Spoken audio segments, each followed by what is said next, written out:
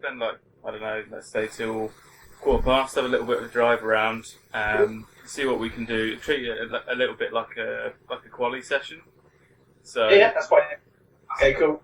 So I expect to be thoroughly beaten here. I've had a bit of practice this morning, but oh no, I don't put your hopes up. I've already just as bad. Don't worry. It's a nice car to drive. I haven't used this Cool, before. very grippy. Yeah. But make a mistake, it goes. So yeah, I've discovered that last corner where you've got a little bit of a dip coming into the pit straight. That's horrible. Yeah, that was horrible. Yeah. But yeah, we'll give it a good shot anyway and see what we can do. Let's see what happens. Yeah, cool.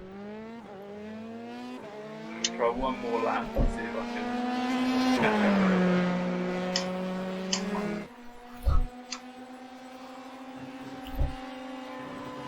Nice. There we go. Almost my target. 16.6. Good work. It's good. I'll take that. I do like Spa. It's one of my favourite tracks. Yeah, it is good. Good track car combination. For sure. Okay. Well, let's run through some of these. Obviously, do you prefer Phil or Philip? Yeah, any Phil's fine. Yeah, I've got plenty of other names I don't like to share, but yeah, Phil's fine. Okay, cool. We'll go with Phil. Well, thanks for doing this, Phil. It's been a pleasure so far. Been thoroughly thrashed, but I was expecting that. I'm looking forward to going through the footage and kind of comparing your lines and things like that. Everything is a bit of a learning journey, especially when you're new to it all. Yeah, that's it. But well, obviously you start at the beginning. So what was your first racing experience back in the day, whether it's a real car or a game or anything like that, anything behind a wheel? Yeah, so well, I first started racing for real actually in 2001. So in the go-karts, my dad took me to our local indoor go-kart track. How old was I? I was 9 years old, I believe. Was it 9? Yeah, 9 years old. Yeah, so I was 9, absolutely terrified. I think I got a picture at my dad's house where he's taking a picture of me as I'm going out, and my face just says it all really. So yeah, I started in 2001 and did some go-karting. Won my first championship the year after in 2002 at the age of 10, which was quite exciting at the time. And then we kind of took it a bit more seriously. Then we went to do some national karting. Dad sold pretty much everything he had to fund mine and my brother's racing. So he sold his house, moved into my nan's house. He sold everything basically, and bought us some like top of the range go karts, like racing British Championships and stuff like that. And we took it a bit more seriously. And yeah, it was that's where it kind of really started. Really, when Dad just randomly took us to a go kart track, and it was all went from there. Did some car racing in Ginetta Juniors, and then we did some tests in Formula Renault at Spa, which we just tested on, which was pretty fun. So yeah, that was probably one of the best experiences of my life, really. Such a great track and car combination, unbelievable. But yeah, no, it was. And then unfortunately, my dad ran out of money, so it's an expensive sport. Yeah, like I said, my dad worked his ass off, and he sold everything. So yeah, it's one of those things. Unless you get picked up by someone, you just have to hope you're that talented that someone picks you up, really. And unfortunately, I guess the combination of the two, the money and I wasn't maybe at the top, kind of ended the career really. So yeah, and then obviously sim racing came on about 15 years later. Yeah, and it's shaping up to be quite a major part of the industry as well. So it's definitely, yeah. I mean, I think at the minute how it's grown. Obviously, this lockdown period, it's been really good. But it could be in a few years' time, it could be a grassroots option into motorsport already, which I think is pretty awesome. And there have been some in the past. Marlborough, and we've got the recently crowned like world's fastest gamer James Baldwin. He's like he's racing the Jetson Buttons GT4 team or something, I think, which is the free team, which is absolutely insane. Really, you would think he'd be doing that a year down the line after racing project car shooting. So yeah, it's one of those things that seems to be growing, and it's quite exciting really to see where it'll go really. So yeah. And I suppose all of your past racing experience has placed you well for it, because you're already kind of ahead of the game, you're already established, you've got experience. I mean, it definitely helps. It's given me, the head start that these other guys don't have.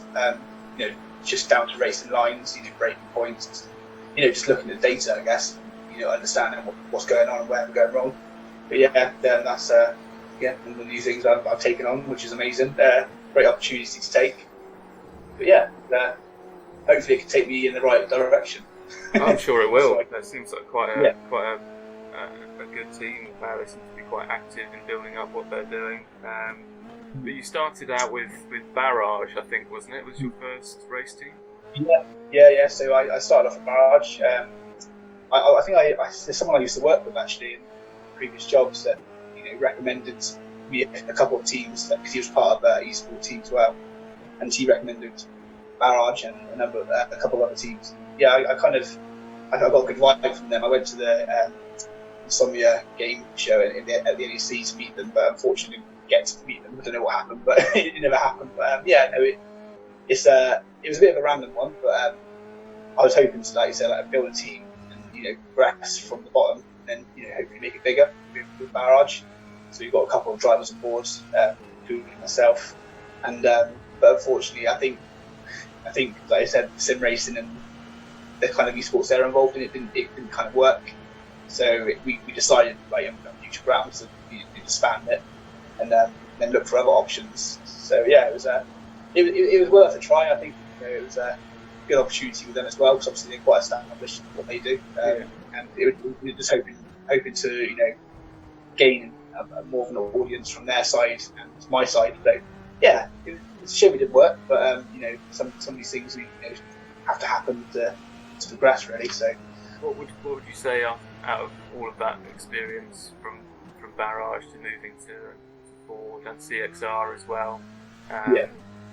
If you were going back to the start again, what would you kind of be advising yourself to look for in a new team?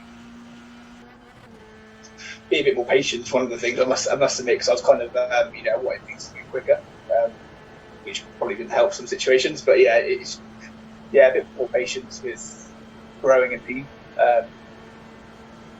We had a good team there as well. But yeah, that's probably the only thing I'll probably take on board going forward. Obviously, now we're forward, just be a bit more patient.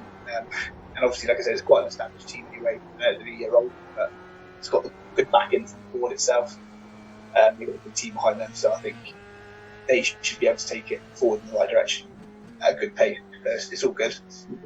Yeah, I suppose it definitely helps, I suppose, to come from a place where you've got a lot of resources, because going to an online platform, sim racing, you're kind of fighting an online community which is already huge. It's easier for there to be a lot more grassroots organisations, whereas I suppose in a real race team you've only got so many people who can afford a garage and can field a car. So in that sense, you've got a lot more to fight through. Yeah, definitely, 100%. Yeah. Racing can be just as frustrating as it can be thrilling. If you think back through your career, is there a particular high and a particular low that have resonated with you? And obviously, like in the real world, the Formula Red and Spa was one of the best things I've ever done. So that's probably one of my higher points, in my racing career. Never forget it. In the sim racing world, I've won a few championships, like a couple of leagues. It's been pretty good, and made it to some finals.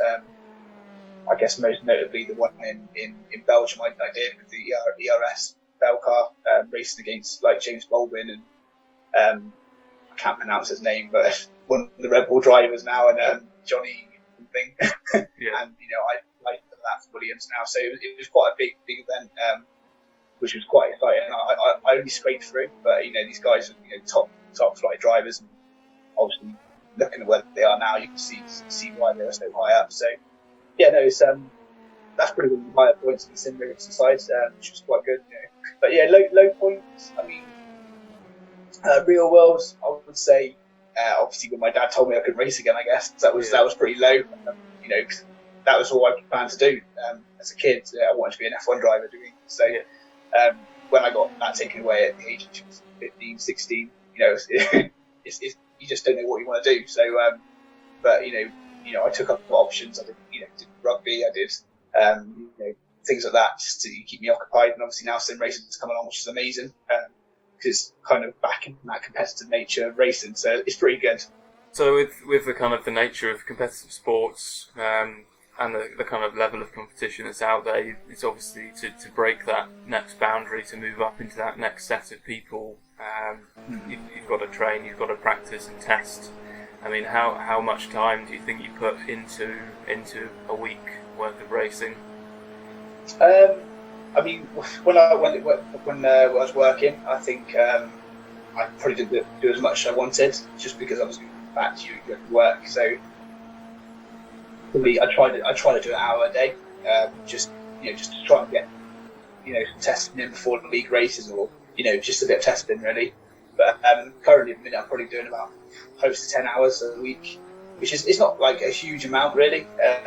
Probably more than that, to be fair. I mean, maybe 15 hours when you look at it. But it's just it's a good opportunity in a minute for me to get my head around my racing and start progressing up the hill. Yeah, and obviously we discussed earlier you've used the kind of the software you mentioned there, VRX software, did you say? Yeah, so VRX. Studying that is that included in your kind of training program, I suppose?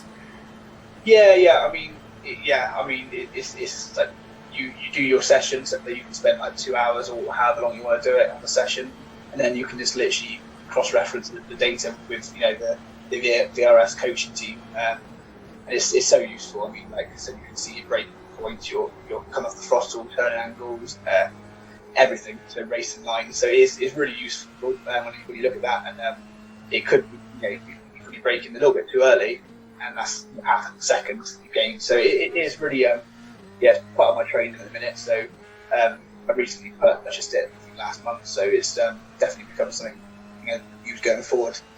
Obviously, you are an esports advisor for the UK, so you're a big part of how things are going to develop going forward in the next couple of years, and everyone kind of pitching in at the moment. Now there's a lockdown has probably accelerated that, I would imagine. But I mean, is there a particular area that you would be advising them to push towards and to change in a particular area with esports racing? Yeah, I mean, with the sim racing, I find it needs to be a bit bigger. I mean, I know I don't deal with schools like on a daily basis, but with my advisory role, I do get contacted by some colleges and schools to doing college and school events, which is good. But I feel like the sim racing side's kind of been left a bit high and dry at the minute. I knew the schools were doing Project Car Championships when I first started on the board, but it kind of got dropped slowly, which is unfortunate, really, because I think it's quite realistic. Sim racing is probably one of the closest things you can get to the real world race, really, compared to other games and stuff out there.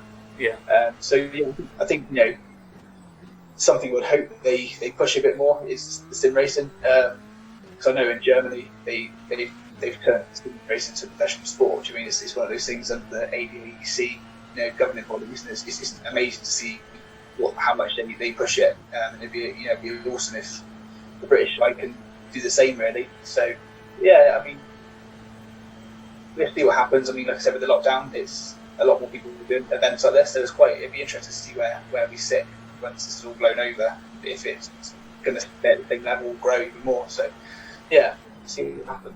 Yeah, I think having, like you mentioned, schools. I think the real world fixed point, people coming together, is something that makes quite a big difference. With digital things kind of taking off, I think, going forward, because that's something that Raucus Caucus is particularly focused on, is using digital things to enhance and to kind of grow communities and pull people together. We've been doing that kind of with pubs, with various projects, but with sim racing, I think the kind of the same rules apply. if you have somewhere like a club that people can actually physically go and chat to people, and that maybe they don't have the hardware at home, but they get to go and there's times when they can do that. It's like when you go to a race weekend, part of it is going around and being like, oh, there's a cool sim over there, I'll pay 10 quid and go and use this thing that moves around and flies around in the air.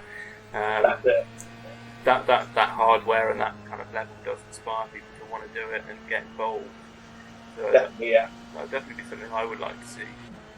Yeah, definitely. I think, like you said, with the equipment, that's the big thing that's affecting the sim racing side. Obviously, because you need wheels, you need a decent computer, like to a certain degree, and pedals and that, and that's where I think cost comes in. With like schools, for instance, they probably are not willing to invest in things like that, which is a shame. But like there's hopefully things going forward. It might improve, but we'll see. Yeah. Well, finally, is there a particular pearl of wisdom that you would have given yourself right back at the start of when you started out with esports, particularly? So not necessarily your actual racing with real cars, but when you started coming into sim racing, is there anything in particular? See, like I said, you have your ups and downs. Unfortunately, a lot of the time you have a lot of downs, more than that, unfortunately. So yeah, that's the one side I probably take away.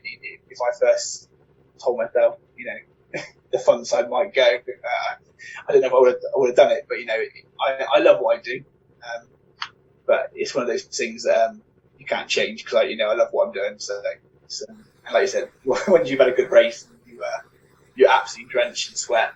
That's always good. It's a good sign. Yeah. It's really strange, the physiology of that. I would be fascinated to find out more about kind of, because obviously you're concentrating a lot, but you're doing small movements with your feet and your arms. But I assume that the heat that comes off you when you're doing it is just pure kind of mental, like. Maybe, yeah. I think, yeah, you're right. Yeah, I mean, it is crazy because they're not doing a lot of movement, so you would think you could come off bone dry and pretty fresh. But yeah, it's crazy how much you do start to sweat, and you're using a lot of muscles and you don't even know it, kind of thing. So like I said, my wife, she after my races, she doesn't like get anywhere near me because sometimes I'm sweaty and sort of that, and she's like, get away from me. So it's crazy. Because you've done like 6. I think you haven't. Have you done a 24-hour yet? You've definitely done a 6-hour.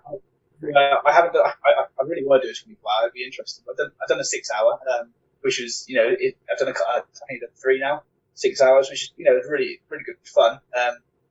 And I can only imagine in 24 hours. It's not really about the result. It's more about the achievement of finishing, I guess. Which is awesome to finish. But yeah, the 6 hours is just as hard. A lot of concentration goes into it, and it's a good team building exercise as well, I guess, because obviously you get to chat with your teammates on Discord chat or something like that, and just get to know the team, which is good as well. But yeah, they are good fun. I recommend it if you ever want to do it. So yeah, I definitely do. That's one of my lockdown things. I think it's either to do a 6-hour or maybe a 24. It depends how long this goes on. But the 24 hours is definitely my goal as well. It'd be awesome to do because, like I said, it's quite a good achievement to get across the line as a team. I guess no matter what result you got, it's just an achievement to finish. So good fun. Yeah, when else are you likely to have 24 hours to put aside and be like, well, there's nothing else going on? Exactly. Yeah, that's it. You don't want to waste your weekend when you're at work, so you're kind of reluctant to do it. But yeah, at the minute, it's the perfect time to do it, definitely. Yeah, well, if you ever need an extra driver, let me know. Definitely. Will do. Okay, well, this has been awesome. So thank you very much for taking the time out of your weekend to chat to me. No problem. Look forward to going through it all, cutting it together, and I'll send it over. But yeah, nice. Well, thank you, and look forward to seeing it. It's great. Excellent. Well, pleasure to meet you, and I'll leave you to your weekend. Fantastic. Right, catch you later. Cheers.